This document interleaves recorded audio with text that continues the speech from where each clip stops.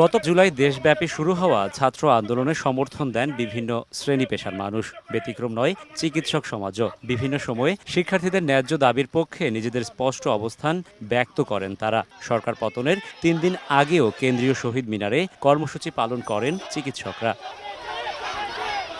একই জায়গায় শান্তি সমাবেশের নামে ছাত্র জনতার আন্দোলনকে সন্ত্রাসী কর্মকাণ্ড আখ্যা দিয়ে কর্মসূচি পালন করে অপর একদল চিকিৎসক, যাদের প্রায় সবাই বিগত সরকারের আশীর্বাদ পুষ্ট স্বাস্থ্য বিভাগের বিভিন্ন দপ্তরের উচ্চপদস্থ কর্মকর্তা। প্রকাশ্যে অবস্থান নেন ছাত্র জনতার ন্যায্য দাবির বিপক্ষে।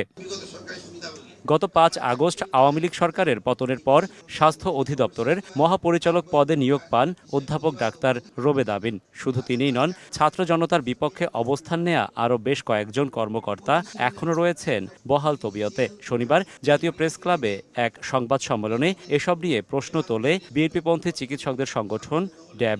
দেয়ালে দাগ নিয়ে নো টেনশন, থাকলে rainbow acroplast emulsion. Rainbow paints, the colour of joy. পরিচালক সহ অন্যান্য কর্মকর্তা সরকারি হাসপাতালে আহত ছাত্রদের চিকিৎসা দেওয়ার ব্যাপারে আপনারা জানেন প্রতিবাদ সৃষ্টি করেছে এবং বিভিন্ন হাসপাতালে ছাত্রলীগের পেটোয়া বাহিনী ও পুলিশ বাহিনী আহত চিকিৎসা কার্যক্রমে বাধার সৃষ্টি করেছে। স্বাস্থ্য অধিদপ্তরের মহাপরিচালক রোবেদ আমিন সহ ফ্যাসিবাদের দোসরদের অপসারণ করা সহ ৭ দফা দাবি তুলে ধরে সংগঠনটি। গত ১৬ বছরে বৈষম্যের শিকার চিকিৎসকদের যোগ্য পদ প্রদানেরও আহ্বান জানায় সংগঠনটি। বদলি হয়রানি ও মিথ্যা মামলায় গত ১৬ বছর অবর্ণনীয় বৈষম্যের শিকার হয়েছে। অনেকের চাকরিচ্যুত হয়েছে। নির্যাতনের কারণে অনেকেই চাকরি ছেড়ে দিতে বাধ্য হয়েছেন।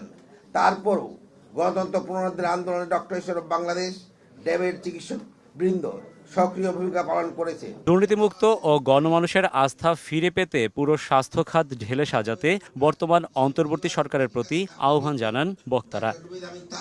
রাশেদ বাপ্পি, সময় সংবাদ, ঢাকা।